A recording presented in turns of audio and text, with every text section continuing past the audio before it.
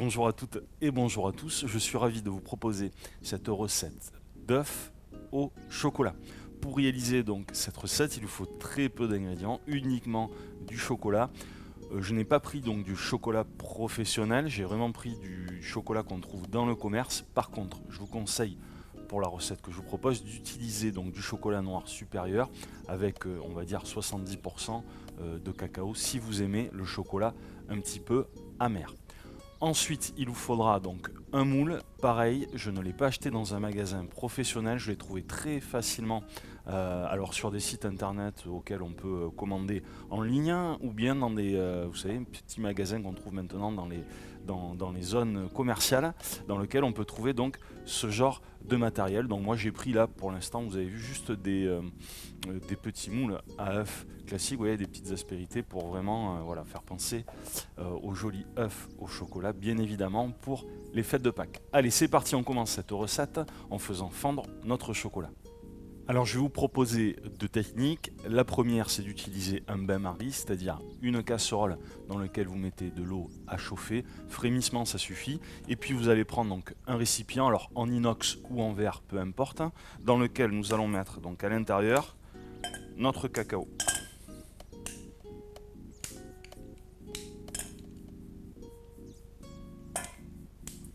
Nous allons maintenant tempérer notre chocolat. Qu'est-ce que c'est que tempérer le chocolat? Eh bien, c'est le monter aux environs de 45 degrés à l'aide d'un thermomètre que j'ai trouvé aussi très facilement dans le commerce pour environ 15 €, donc c'est pas excessif. Nous allons donc tempérer notre chocolat, nous allons monter la température de notre chocolat noir aux environs de 45 degrés. Nous allons ensuite le redescendre à 27 degrés pour le remonter une nouvelle fois en température afin d'obtenir un chocolat aux environs de 32 degrés. Pourquoi est-ce qu'on tempère un chocolat? Eh bien, pour vous expliquer très rapidement, ça nous permet d'obtenir en fait des cristaux stables qui vont nous permettre au résultat final d'obtenir un chocolat donc relativement dur et très brillant. Donc plusieurs techniques, je vous l'ai dit, soit au bain-marie tout comme moi, soit au micro-ondes. Je vous propose le bain-marie car vous êtes nombreux à me dire des fois que vous n'avez pas donc de micro-ondes. Pour ceux qui ont le micro-ondes, eh bien vous prenez là, un récipient en plastique, vous mettez votre cacao à l'intérieur, vous mettez aux environs de 900 watts et vous mettez votre chocolat chauffé pendant environ, on va dire, 10 à 20 secondes. Et toutes les 10 à 20 secondes, vous allez le remuer, le mélanger et donc grâce à votre thermomètre, regarder la température. Donc je vous rappelle, on va tempérer notre chocolat, je vais le monter à 45 degrés, je vais le redescendre à 27 et je vais le remonter à 32 degrés. À ce moment-là, je pourrai travailler mon chocolat dans les moules que je vous ai montré tout à l'heure.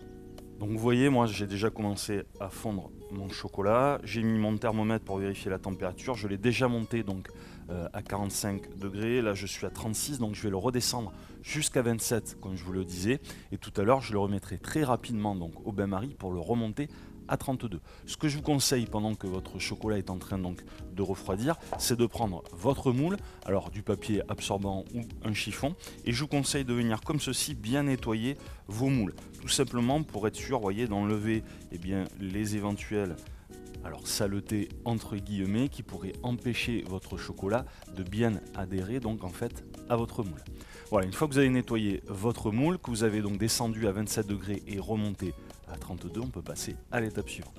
L'astuce que je vous propose, surtout si vous utilisez des moules tout comme moi, vous voyez, où il y a donc des petits creux donc dans les dessins de votre moule, c'est d'utiliser un pinceau, votre chocolat donc à 32 degrés et de venir comme ceci, vous voyez, mettre du chocolat à l'aide du pinceau, vous l'aurez compris, pour être sûr de bien mettre du chocolat sur toute la surface de notre moule.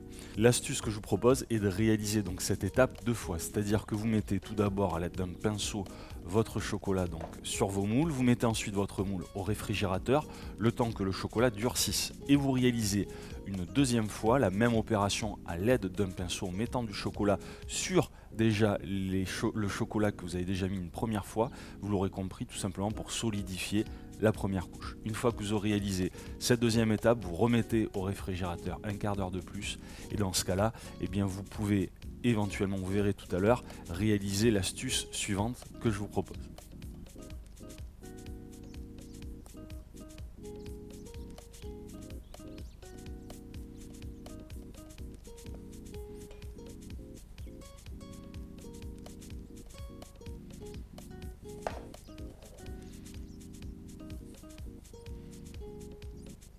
Ça y est, j'ai rajouté donc mes 2 couches de chocolat au pinceau dans mon moule. Je vais maintenant rajouter du chocolat liquide à l'intérieur de façon vraiment là à donner donc sa forme et son épaisseur, on va dire, intérieure à mes demi-coques d'œufs au chocolat.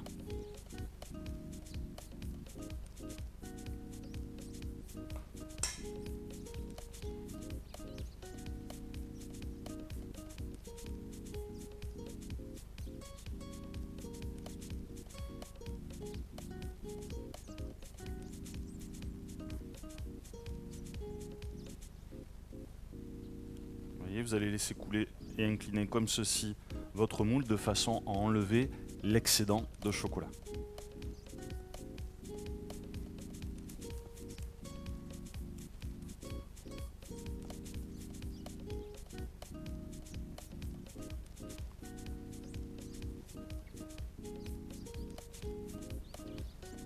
Après avoir coulé donc votre chocolat dans vos demi-coques d'œufs de Pâques, eh bien je vous conseille de mettre votre préparation au réfrigérateur pendant environ 1 heure ou 2. Ensuite, eh bien vous verrez, vous pourrez démouler très facilement, voyez, vos demi-coques de façon à obtenir ce résultat, voyez, avec un chocolat relativement brillant. Donc moi, ce que je vous conseille, c'est d'utiliser, alors moi j'ai une petite spatule à coude, voyez, de façon à frotter vraiment, voyez, le bord de vos œufs de façon à obtenir, vous le comprendrez tout à l'heure, donc un bord qui va être plus facile à souder tout à l'heure. Donc maintenant vous réalisez cette opération bien avec la totalité de vos coques.